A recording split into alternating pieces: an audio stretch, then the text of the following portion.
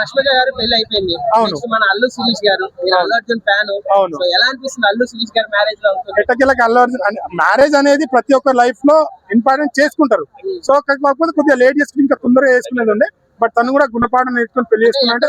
అల్లు అర్జున్ గారి ఎదుగుదల వల్లే అల్లు శిరీష్ తొక్కేశారని చాలా మంది ట్రోల్ చేస్తా ఉంటారు. ఒక ఫంక్షన్ లో ఆయన కూడా చెప్పారు, నాకు మొత్తం మీరే సాధ్యం చేశారు. మీరు చెప్పండి ఒక ఫ్యాన్ గా, అసలు అల్లు శిరీష్ కెరీర్ ఎలా ఉంటుంది?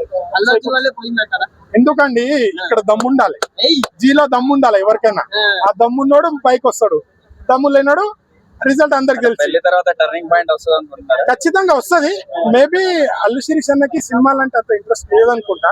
యాక్చువల్లీ చేయొద్దు అన్నారంట. మరి అన్న ఒక మంచి కాన్సెప్ట్ సబ్జెక్ట్ తీసుకొని, రగడ్ లుక్ లాంటిది కానీ ఒక కొత్త కాన్సెప్ట్ తీసుకొని దాని మీద స్టడీ చేసి యాక్టింగ్ గ్రోత్ చూపెట్టింది అనుకో, ఖచ్చితంగా సక్సెస్ వస్తుంది. కళ్యాణ్ రామ్ ఎన్టీఆర్ లాగా కళ్యాణ్ రామ్ ప్రొడ్యూసర్ అయ్యారు కదా, అల్లు శిరీష్ కూడా అన్నకి ప్రొడ్యూసర్ గా చేసుకోవచ్చు. అంటే తను స్టార్టింగ్ నుంచే బిజినెస్ మ్యాగ్నెట్ అండి. తన బిజినెస్ మైండ్ కానీ గేమింగ్ కానీ అలాంటి జల్సా టైంలో గేమింగ్ ప్లాట్ఫామ్ తెచ్చింది తనే కదా.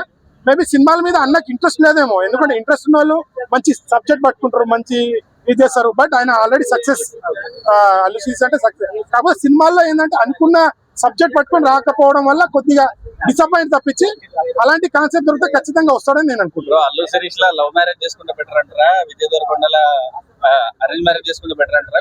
ఏ మ్యారేజ్ చేసుకున్నా విడిపోకుండా ఉండి అమ్మా నాన్నని ఆ ఫ్యామిలీ వాళ్ళు కించపరచకుండా మంచిగా ఉండి రెండో పెళ్లి అనేది మాట ఎత్తకుండా మంచిగా సంపాదించుకొని మంచిగా చేస్తే ఎవరి లైఫ్ లో అయినా హ్యాపీ. ఒకటే పిల్లం ముద్దు, ఇద్దరు పిల్లని కాదు, ముగ్గురిని కాదు.